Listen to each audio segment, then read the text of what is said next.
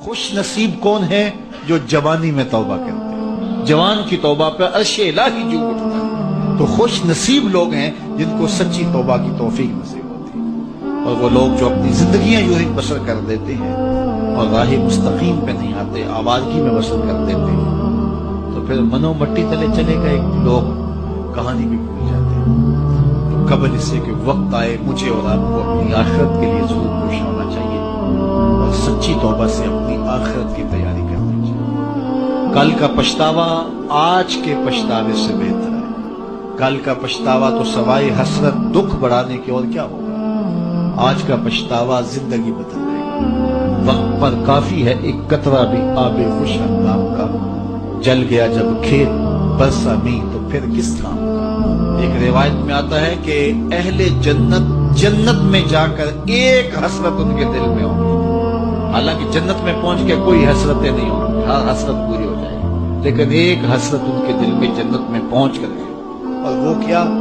جو چند لمحے خدا کی یاد سے غافل گزارے کیوں گزارے۔ تو خوش نصیب ہیں وہ لوگ جو اپنے لمحات کی قدر کرتے ہیں۔ تو آج موقع ہے، آج فرصت ہے، سورج مغرب سے نہیں چڑھا، توبہ کا دروازہ بند نہیں ہوا، اللہ کی رحمت کے در کھلے ہیں، روزانہ آواز آتی ہے کوئی مجھ سے معافی مانگنے والا میں اس کو معاف کروں، تو اس کے حضور آج حاضر ہو جائیں۔ کل تو آنا ہی ہے، پھر جو کفن میں منہ چھپا چھپا کے آتے پھریں گے، اچھا نہیں ہے کھلے منہ سے چلے جائیں۔ پھر جو لوگ اٹھا کے لے جائیں گے، اچھا نہیں ہے خود اپنے قدموں سے چل کے اس کی دہلیز پہ چلے جائیں۔ وہ ایک مجذوب تھا، فقیر تھا، بازار میں کھڑا رو رہا تھا، کسی نے روک کے پوچھا کیا ماجرا ہوا، کیوں رو رہے ہو، کسی نے تنگ کیا ہے، دکھ دیا ہے، ستایا ہے؟ اس نے کہا کچھ بھی نہیں ہوا، بس ان لوگوں کے رویے نے دکھی کر دیا ہے۔ کہا کیا ہوا؟ کہا میرا یہ ذہن بنا تھا کہ میں ان کی اور رب کی صلح کروا دوں۔ تو کہا پھر کیا ہوا؟ کہا وہ تو مانتا یہ نہیں مانتا، وہ تو کہتا ہے ان کو لے آ میری دہلیز پہ، ایک آنسو سے سارے گناہ معاف کر دوں گا، لیکن ایسے کھوئے ہیں یہ الٹا مجھے بے وقوف کہہ رہے ہیں، یہ مجھے گھور رہے ہیں کہ تم کیا ہمیں بتا رہے ہو۔ اللہ اکبر۔ تو وہ تو مانتا ہے لیکن یہ نہیں مانتا۔ اگلے دن اسی فقیر کو دیکھا گیا کہ وہ قبرستان میں کھڑا رو رہا ہے، تو وہی شخص گزرا تو اس نے روک کے پھر پوچھا بابا قبرستانوں میں بھی روتا ہے اور بازاروں میں بھی روتا ہے، آج کیا مسئلہ ہوا؟ کہا مسئلہ میرا کل والا ہی ہے۔ کہا آج کیا ہوا؟ کہا کل ان سے مایوس ہوا تو پھر آج ادھر نکل آیا، اور آج میرا پروگرام بنا کہ چلو ان کی اور رب کی صلح کروا۔ تو کہا آج کیا رکاوٹ ہے؟ کہا آج یہ مانتے ہیں وہ نہیں مانتے۔ تو قبل اس سے کہ ادھر سے انکار ہو جائے کہ اب وقت بیت گیا، اب تم نے وہ وقت گنوا دیا، ہم نے بڑی مہلت دی تھی تمہیں، ڈوبتا سورج تمہیں روز کوئی پیغام دیتا تھا، اٹھتے ہوئے جنازے تمہیں روز کچھ کہتے تھے، بڑھاپا تمہیں آوازیں دیتا تھا، تم چلتے تو ٹھوکریں لگتی تھی، یہ ٹھوکریں تمہیں کچھ کہتی تھی، لیکن تم نے کسی بات پہ غور نہ کیا، اور لمبی زندگی کی امید پر تم نے مالک کی دہلیز کو چھوڑے رکھا، اب تمہارے لیے کوئی راستہ باقی نہیں بچا۔ تو قبل اس سے کہ وہ وقت آئے کوئی حجت باقی نہ رہے، زندگی کے جو 4 دن مجھے آپ کو میسر ہیں، ہم اللہ کے حضور سچی توبہ کریں۔ توبہ کی شرائط 3 ہیں۔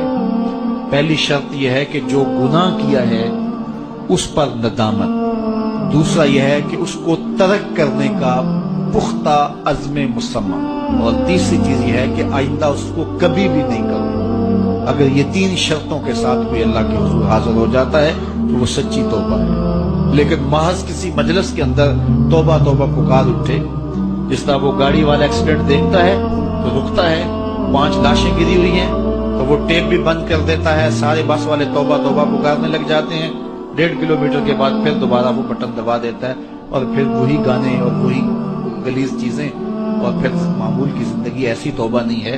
توبہ یہ ہے کہ ما قبل کے جو اعمال ہیں ان سے ندامت پیدا ہو اور ان کو ترک کر دیا جائے، اور آئندہ عزم مصمم رکھا جائے، تو اللہ تعالیٰ جل شانہ سچی توبہ کو قبول کرتا ہے، اور پھر توبہ کرنے والے کے ما قبل کے سارے گناہ مٹا کے نیکیوں میں تبدیل کر دیتا ہے۔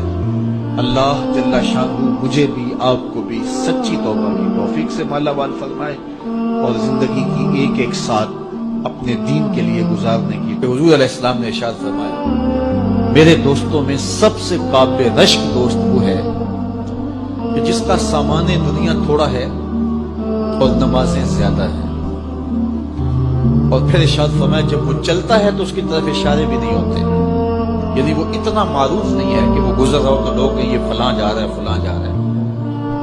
اور پھر حضور علیہ السلام نے اپنے ہاتھ سے بنقد بیدہ ہی، حضور نے ایسے چٹکی بجائی اور فرمایا اس کو موت بھی ایسے ہی آئی، موت بھی اس کو ایسے ہی آئی۔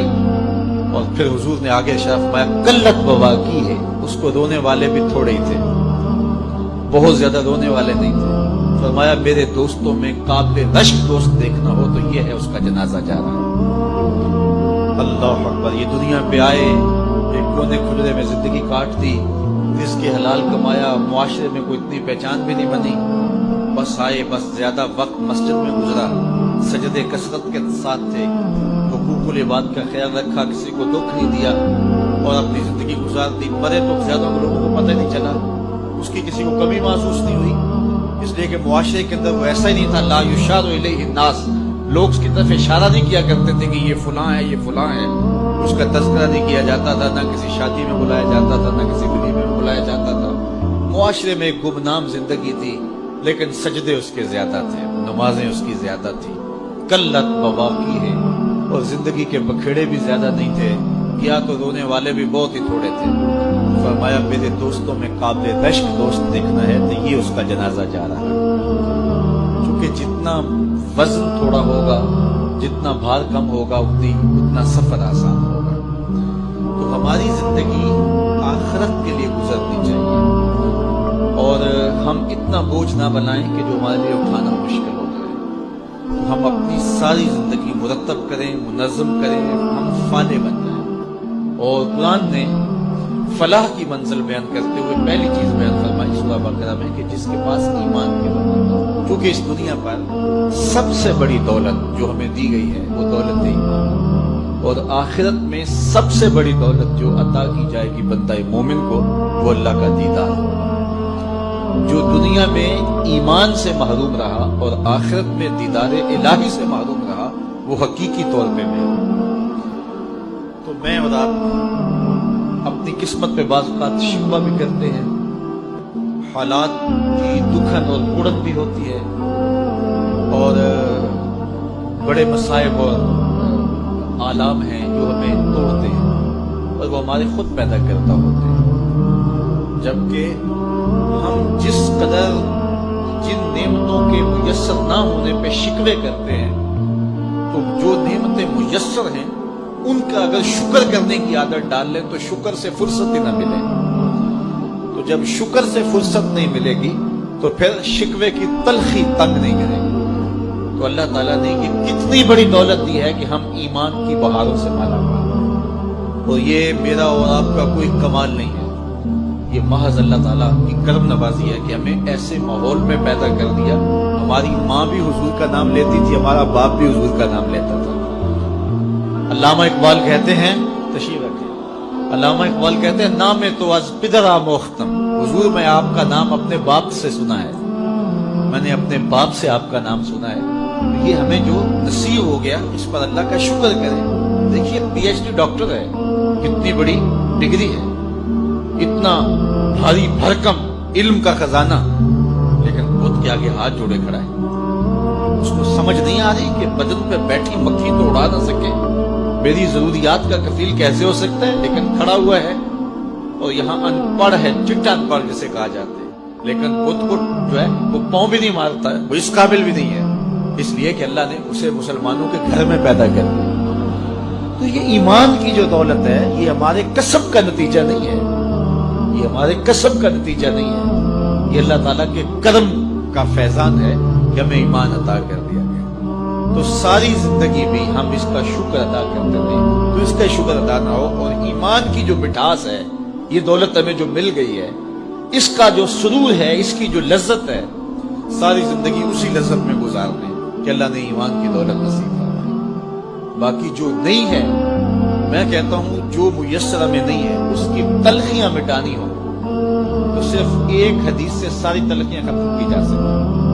میں پہلے بھی آپ کو سنا چکا ہوں، صرف ایک حدیث ہمارے پاس یہ نہیں ہے، یہ نہیں ہے، یہ نہیں ہے، یہ نہیں، کتنی تلخی ہے، ہمسایوں کے پاس یہ ہے، شریکوں کے پاس یہ ہے، فلاں کے پاس یہ ہے، کتنی تلخی ہے۔ ان ساری تلخیوں کو مٹانا ہو تو علاج صرف ایک رسول کریم کے حدیث ہے۔ حضور نے ارشاد فرمایا جو اللہ کے دیے گئے تھوڑے رزق پہ راضی ہو گیا، اللہ قیامت کے دن اس کے تھوڑے عملوں پہ راضی ہو جائے۔ چل بندے موج کر، تو میرے تھوڑے پہ راضی ہو گیا تھا، میں تیرے تھوڑے عملوں پہ راضی ہو گیا۔ اب جتنی بھی محرومیاں ہوں، ساری تلخیوں کو مٹانا ہو تو یہ صرف ایک حدیث ہی کافی ہے، اور زندگی کی جتنی بھی خوشیاں ہوں وہ حاصل کرنی ہو تو یہ تصور ہی کافی ہے کہ میں مسلمان ہوں، میں ایمان والا ہوں۔ بڑے بڑے سائنسدانوں کو اسلام نہ مل سکا، بڑے بڑے جنہوں نے دنیا کو بڑا کچھ دیا اور زمانے میں ان کا نام ہے، علم و دانش، ان پہ فخر کرتے، لیکن یہ دولت اسے نہیں دی گئی، اور یہ جو ہے وہ چارہ کاٹنے والے ایک دیہاتی کو مل گئی یہ دولت، تو وہ شکر نہ ادا کرے کہ مالک جو نیوٹن کو نہیں ملا وہ مجھے مل گیا۔